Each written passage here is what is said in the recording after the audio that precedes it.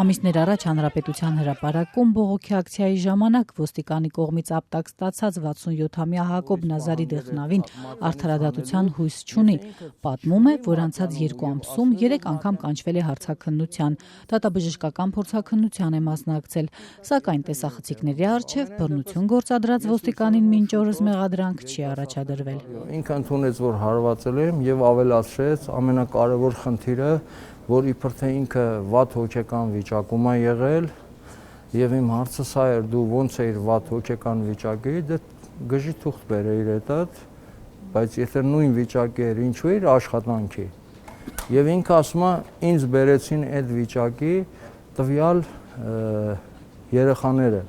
Էլեկտրաէներգիայի թանկացման դեմ ցույցի ժամանակ տեղի ունեցած միջադեպից հետո ոստիկանապետը դադարեցրեց ավագ լեյտենանտ Արթուր Վարդիսյանի լիազորությունները։ Երևանի փոխոստիկանապետ Վալերի Օսիպյանն էլ ներողություն խնդրեց կատարվածի համար։ Մինչդեռ թե Հակոբ Նազարին եւ թե նրա աջակիցները պահանջում են օրենքով նախատեսված պատիժ կանխելու հետագա բռնությունները։ Եվ քննիչին ասել եմ, դու ինչու իրան չես ձերբակալում, փաստը արդեն ինքը արտահայտվել է, որ նման հանցագործություն արել, համապատասխան հոդվածներում դա 3 տարի է նախատեսվում եւ ըստ արդեն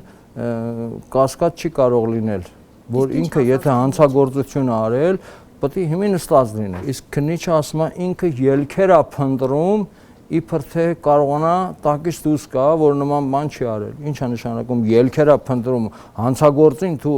հնարավորություն ես տալի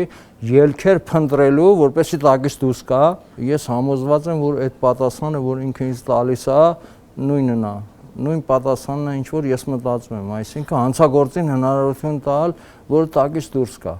Ազատության հարցմանն ի պատասխան հատուկ քննչական ծառայությունը նշել է, որ հարուցված քրեական գործով անհապաղ իրականացվել եւ իրականացվում են անհրաժեշտ քննչական գործողություններ եւ որ նշանակված փորձաքննությունների վերջնական արդյունքները դեռևս չեն ստացվել։ Այլ մանրամասներ նախաքննության գաղտնիությունից ելնելով ծառայությունը չի հաղորդում։ Իրավապաշտպան Արթուր Սաքունցը մինչդեռ կասկածում է, որ այս գործով իսկապես անհապաղ քայլեր են ձեռնարկվել։ Մի ոստիկան է ընդամենը, մի խումբ ոստիկաններ չեն։ Եվ այդ ոստիկանները բոլորին հայտնի է, հրապարակային։ Եվ կարծում եմ, որ հատուկ քննչական ծառայությունը բավական լուրջ խնդրի առջև է կանգնած